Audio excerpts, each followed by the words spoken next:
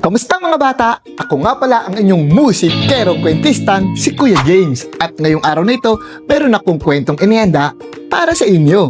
Pero syempre, bago natin simulan ang ating kwentuhan, ako ay magtatanong muna. Handa na ba kayo? Abay, magaling kung ganun. Ang tanong ko sa inyong mga bata, kayo ba ay kumakain ng gulay? Abay, very good.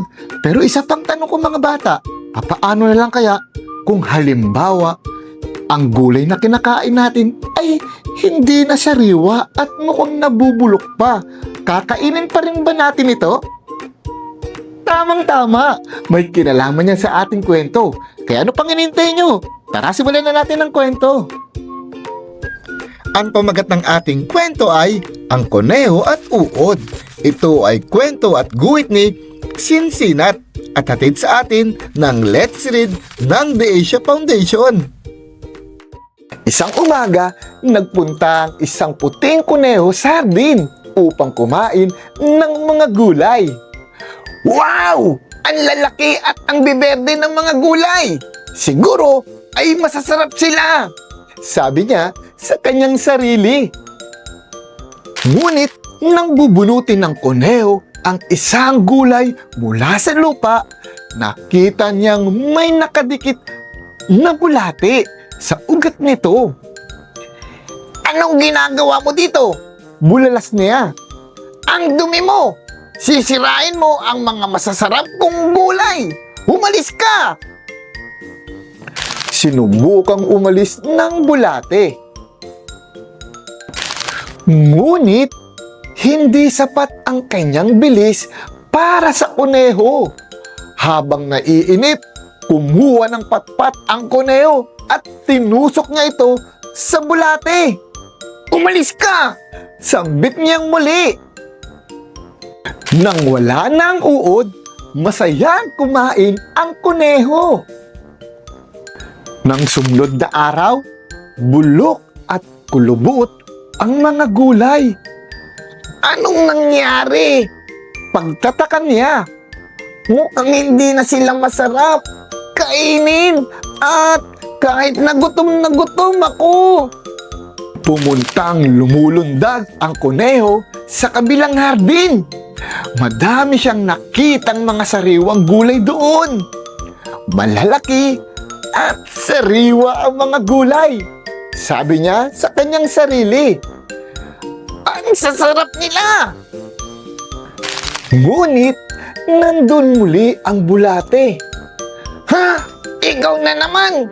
Sabi ng kuneho. Anong ginagawa mo dito?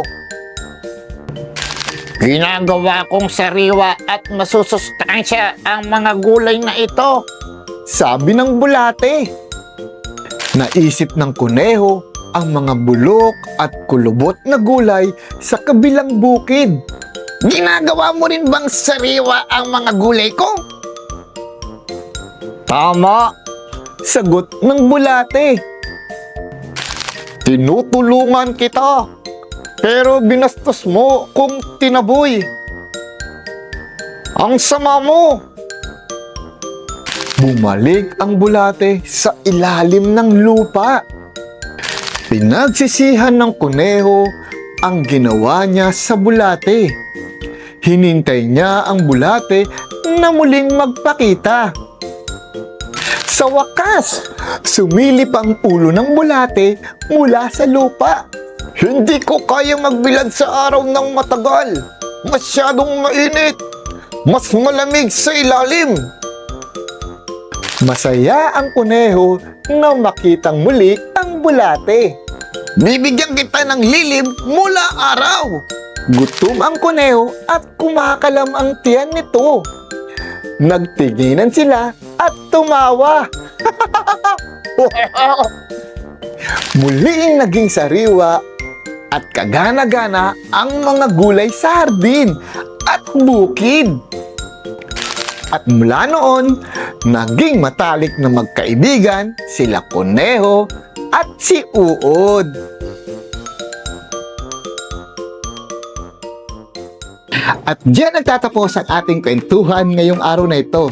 At tandaan din natin mga bata, na kahit pala ang mga bulate ay mayroong pakinabang sa atin, lalo na sa pagpapanatiling sariwa ng ating mga gulay. O paano? Hanggang dito na lang ha. Muli, ako ang inyong musikero kwentistang si Kuya James na nagsasabing mga bata, lagi kayong magdadasal at magbabasa ng libro dahil sa National Library of the Philippines, mag-e-enjoy ka dito. O paano? Hanggang sa muling kuntuhan, paalam! Sama-sama